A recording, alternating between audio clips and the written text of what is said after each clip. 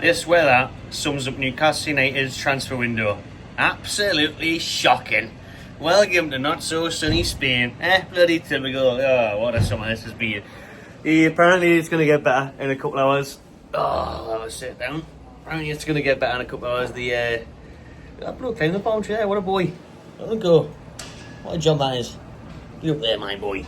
So apparently it's going to get sunnier in a couple of hours, thankfully. And the rest of the week's looking alright, so that's good. Let's hope the rest of the week and the rest of the transfer window is looking better for Newcastle, because as we know, so far it has been very, very stinky. It has been terrible. It has been useless and shambolic, really. And I got the news yesterday when I was in the airport about Aaron Ramsdale coming to Newcastle United. And I'm glad I've had time to try and calm down about this one, because my instant reaction and shout out everyone that was in the airport, coming up with us, chatting with us, meeting us, it was good crack. And they were saying my thoughts on Ramsdale. And at the time I was like, oh, fucking can't believe it. Crap. You know what I mean? It's just not that good, is it, really? I've settled down now. I had time to think about it. Ramsdale, probably a bit more balanced approach to it now. You know, it's not the end of the world. It's not the worst signing. It's a good signing. It's just not great. I mean, is Aaron Ramsdale going to elevate it at that next level? Is he even going to keep us at our current level? Which is looking very unlikely with the way the transfer business is going. And Isak leaving. You know, are we going to get Champions League again? Are we going to win a trophy again? Can we kick on? I just see Aaron Ramsdale as an unambitious move, as an underwhelming signing. I quite like him, apart from the fact that he said this in a podcast. I'll play the clip now. On a game of football for 90 minutes, I'm finished. I can't do it. One's giving me abuse. I'll turn around, then I'll give him a bit back. Yeah. I've had me 2-3 minutes of sort of madness in my head. I mean, that worries me, that your goalkeeper can't concentrate for 90 minutes. That's actually terrifying, to be honest with you. And he says himself, he has a couple of mad moments in his head. I mean, not really what you want when your goalkeeper's meant to be composed and stuff. But apart from that, seems good crack. Seems like an honest lad. Seems like a good player. And he is better with his feet. He is obviously better with his ball distribution, but he's still not top class at it. That's why Arsenal replaced him. That's why Mikel Arteta brought in Raya over Ramsdale. And to be fair, Arsenal fans at the time, and Robbie, AFTV and all that, they were saying to me, Ramsdale's a top goalkeeper. They were saying they loved him at the club. You know, he was a bit of a fan favourite there. And they actually didn't want Raya to replace him. They were questioning the decision at the time from Arteta, saying, why is he bringing in Raya? We don't really need a keeper. Ramsdale's good. So I know he got relegated with Southampton last year. I know he's got that shocking relegation record where he gets relegated with all these teams. But you know what? He's still a good goalkeeper. He was in England national. He could push himself back into that setup. Maybe take Pope's place for the World Cup next year if he does well. It is looking like Nick Pope will still start the season in goal, though. I think that was going to be the case with James Trafford as well. Laying off Pope a little bit, wait for Pope to do an absolute madness, come charging out his box 50 yards out and just nut it into the stands or completely miss it like he did at Celtic and give away a goal. So once that happens, then Ramsdale will be given a chance. Listen, I like Ramsdale. I think he's good. It's an okay signing, but it's not great. It's not an exciting one, and I think it's the timing of it.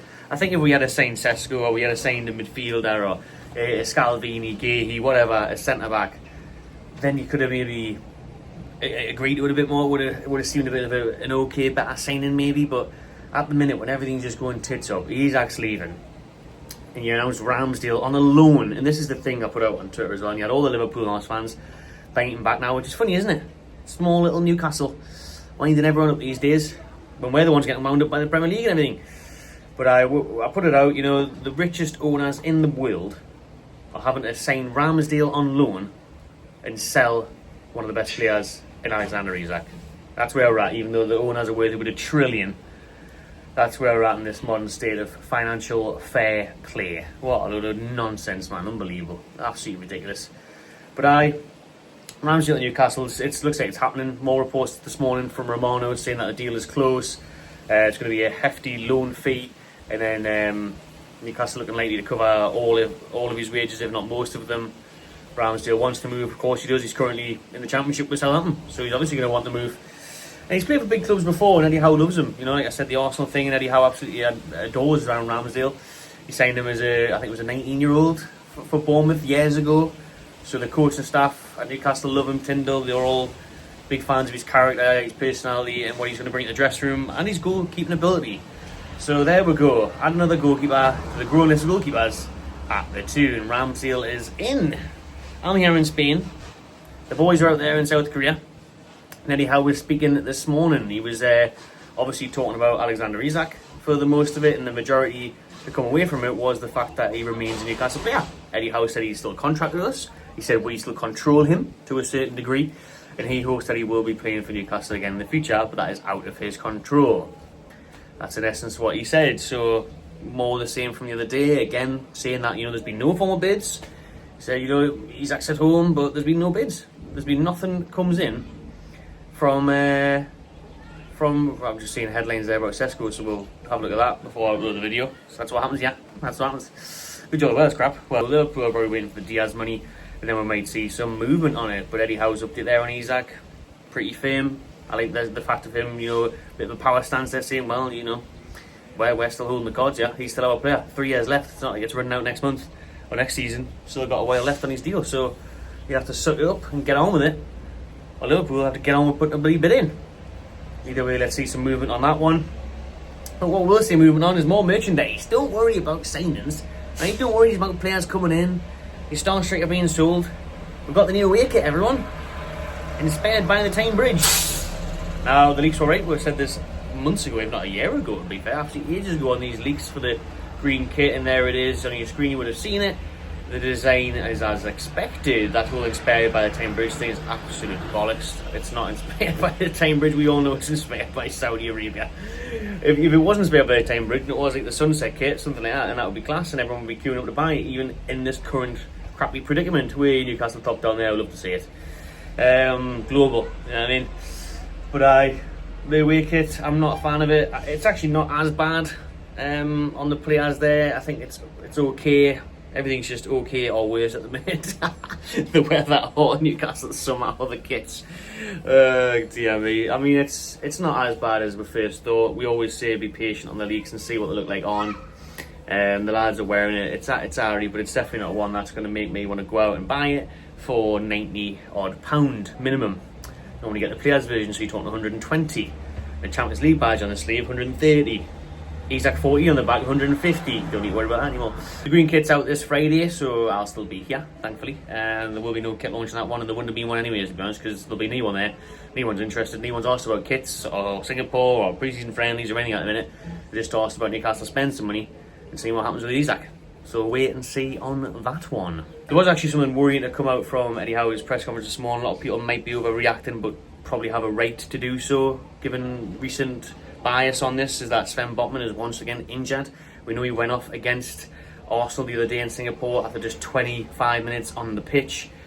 It looked like it wasn't too serious afterwards, but now we're hearing that he's going to miss the game this week, probably the game on the weekend as well. Is it the Korean team on Wednesday and Spurs on the weekend? Eddie Howe said he hopes that he might be back for the Sella Cup, but getting injured already again after missing what feels like about 2 years now. He's been injured on and off for 2 years, mainly off. The Rolls Royce is breaking down. It's breaking down big time. We need a refit on that, like new engine. We've tried on him, and he just keeps on getting injured. I feel so sorry for the lad. It's devastating. It's devastating for us as well. He's a class defender, but at the minute it's looking really worrying at how the injury records just continue to happen. It really is worrying, and it's a great job that our centre backs have been turning up, your Shaws, your Burns and stuff, but they are aging. We still need another one in, and we might even need another one in on top of that because of the way Botman is going on with all the games next season. Looks like we can't rely on him either, which I'm gutted about. Love Botman as a player and as a bloke, but I really want him to get his fitness up to speed, but it's not happening for him. It's really not happening.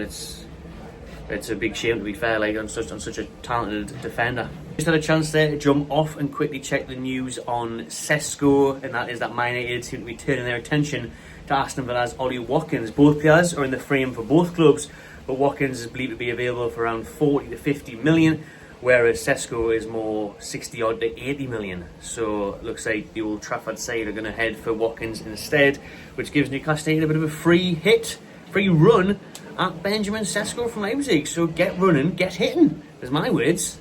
Something along those lines anyways. Get signing. Will be lovely. Get bidding. Looks like now, we could move for Sesko. Might go with a cheaper option. The older option, but the Premier League proven option.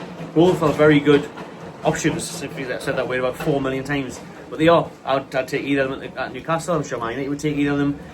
And I kind of prefer Sesko because I like that potential. I like that kind of raw ability. I like what Eddie Howe could do with them, like he did with Isak. and how many years you're going to get a Watkins for 40, 50 million, although Watkins comes straight in and scores goals. So there's pros and cons to both of them, but either I would love, because at the minute, all we've got is big Willis Sula. You know what I mean? Wilson's gone, Isak's going.